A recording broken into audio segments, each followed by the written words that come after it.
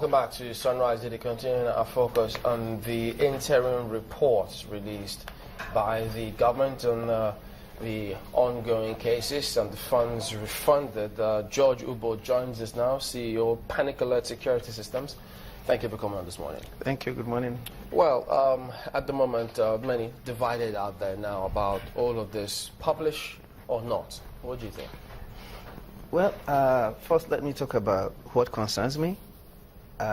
I was engaged by the federal government to trace funds trapped in financial institutions. And within 27 days, I traced in different currencies, aggregate 324 billion naira. So if the government is coming as a government saying they traced a little over 100 billion in 1 year, you be the judge. Now, I want to go back. I was on your show on August 27 last year, a day after I appeared at the Senate against Lamode, EFCC. And I want to state that the stuff I sent you, part of the monies I traced Access Bank, Kakawa Discount House, are funds germane to EFCC. So to the extent that I made those allegations about EFCC, I have been vindicated because the bulk of allegation I had against Access Bank when I went to the Senate is that Access Bank expunged 4-year record for EFCC. And during the pendency of my engagement, Access Bank came to my office and I was able to show them the account opening form to show that the time they stated that their banking relationship started with EFCC is not true. And of course, when they provided the record, I now found another account, fictitious account, that EFCC maintains with Access Bank that they use for their round tripping and all that. Now, are you accusing EFCC? I have always accused them. I have the evidence. That's not the issue here. The issue now is that with this engagement, I have been able to find the monies EFCC is hiding and more. I've sent the documents to Suleiman yesterday. In 27 days, I traced 324 billion naira. It's been in the public domain. The Attorney General who signed the engagement letter or revoked, that's a different issue. The President has queried him. Are you aware that he wrote to the President asking the President to disregard the commentary that you were said to have recovered 1.9 trillion naira? Are you aware that he wrote and is published on May? I'm aware of all that. We flew together for the anti-corruption summit in London, as fate would have it. On May 10th, the same day I wrote an open letter to the President, and I confronted him with, we spoke, we were Dubai to London, that was like 6 hours, 40 minutes, and we addressed all these issues. He went into the fact that there was a public outcry out there, that Lai Mohammed, who I now call Laya Mohammed, led some other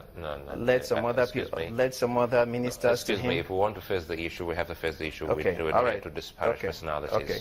Who led other ministers to him that he must revoke my engagement letter. And when we came back from the UK, I think on the 18th at FEC, Lai Mohammed declared at FEC that Nigeria is broke. So the chicken has come home to roost. And now I have the record, names, account numbers of all the monies I traced. You are the press people. You have to do your investigation, just like you did the FCC matter, till I was vindicated. The government has to answer. Why are these funds traced not recovered? $582 million here from Keystone Bank are TSA funds. In my open letter to the President, I sent him a copy of the leadership newspaper. I stated clearly that the banks are flouting your TSA directive. How can a president issue what I call a cardinal directive that all MDA funds should be moved to Treasury single account. Okay, before we come to that part, Right. part of that letter, the 19-page letter, which was addressed to the Chief of Staff, Abakari, it was also said that you were appointed in error, and the letter also says that that having not personally known that you had been previously convicted in the United States for bank fraud and was recently jailed by the FCT High Court for fraud-related issues. This is all contained in that letter. Yes. You see, anytime I'm come on the show, even when I made allegation against the FCC, the most convenient excuse for everybody is to say he's an ex-convict. You know, Michelle Obama and Barack Obama said, when they come below the belt, you go above the belt. I don't feed into that. If the evidence I proffered against the FCC is fake, arrest me. If the evidence I have proffered regarding my tracing is fake, arrest me. What does that got to do with anything? Is he denying that he signed the engagement letter? He says it's been terminated. Okay, no, They were but what I explaining trace why is, they no, terminated the I'm not talking about it. Even when I made him on the plane, I have never, and I will never go into the issue of the revocation. Recover what I traced during the dependency of the engagement. In fact, it's good for me that it's revoked, because what I've done is unprecedented. For me to work for 27 days, and I traced 324 billion, the government, federal government, in a year recovered 1/3 of that. So I even like that for my record. But the point remains, I want you guys to delve into the facts I've brought out, the documents I've brought out, authenticate the documents. You have the account numbers, account names, currencies.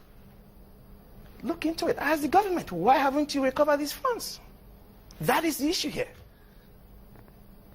Have you seen the publication on EFCC website that you had bagged a 3-year term for fraud?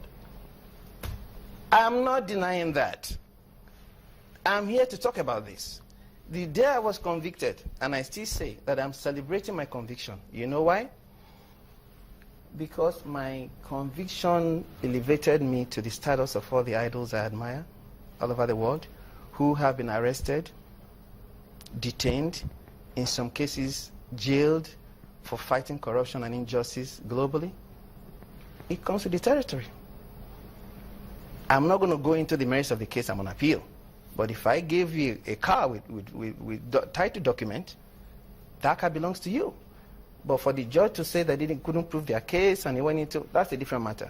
But I'll tell you, if I don't win that case on appeal, I will come here and give you $10,000 each after I exhaust my appeal, if I lose my appeal. Even though you lost I will at the come first here. instance. I will come here and give you $10,000 each, 3 of you. Mark it today, June 6, 2016. This is a bomb case. So what do you think happened in the first instance when you lost? You did. I mentioned to you when I was on your show. I said read Ubo versus Reno. Nobody cared to read. I was on a show last month, Silver Bread in Abuja, where I'm based. Some guy, Matthew, called and said, "Why hasn't anybody read this case? You mentioned this case. I read it. On point. I beat the case. Go Ubo as I'm talking to you. UBOH." V period versus Reno. Janet Reno was Attorney General in the U.S. Read the case. I'm tired of talking about that.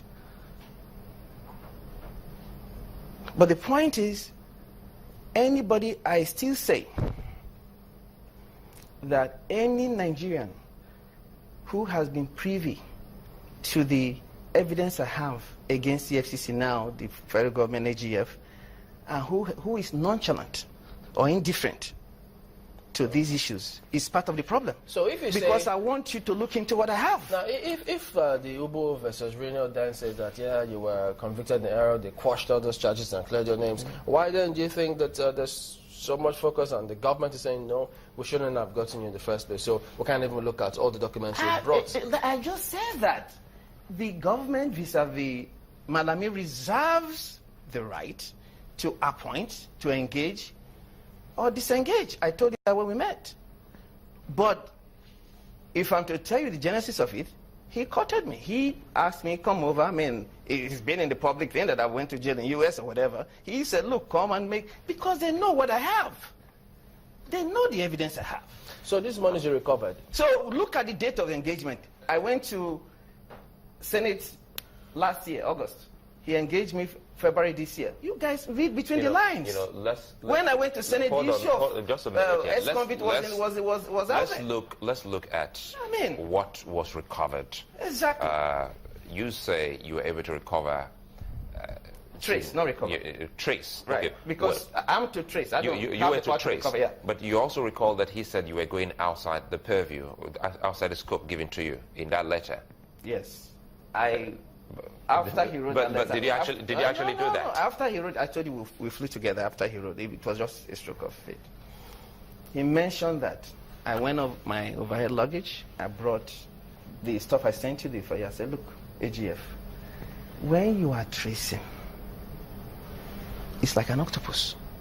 For instance, from Access Bank, accounts EFCC is maintaining 50,000. We had to write, I wrote EFCC to come to my office and explain. A $230 million deposit NNPC, of course, you know they have over 300 NNPC accounts, fake accounts. The account name says NNPC/Demola Banjo, some guy that was, Bank PHB, Francis Atuche. Now, how do you open NNPC account with your name and your address? So as someone tracing these funds, it's going to lead me to that. Am I making sense? And all these are here. So when I showed the AGF, we was looking, I said, maybe you don't know the job you gave me, or maybe we were just pressured by people. The job you gave me demands public outcry. I guess you also understand the implication of words you use here, that you just might be held to account for words you used. You just said fake account owned by the NNPC. Right. Is that what you said? Right. Fake account. Yes. I say fake and I can defend it. You can defend it. If NNPC has an account / somebody else's name, it doesn't have an NNPC's address, then it's not a real NNPC account. But because it's NNPC, it's federal government funds, I have to add it to the tracing I'm doing. When you were disengaged, and he said you should, in that letter, that within 48 hours you should give a list of all banks and entities or persons to whom you had earlier sent some of these correspondence and demand to. Did you furnish the AGF? I furnished, but not within 48 hours. And reason being, why should I comply strictly to his whatever you want to use directive when he did not? He sent me a letter of revocation, but he did not address all the mail I sent him regarding what I have traced. You don't do that. It's because I'm not even fighting the revocation. Even eminent people that are in the presidencies too, asked him, this is very wrong. But again, I don't want to do that.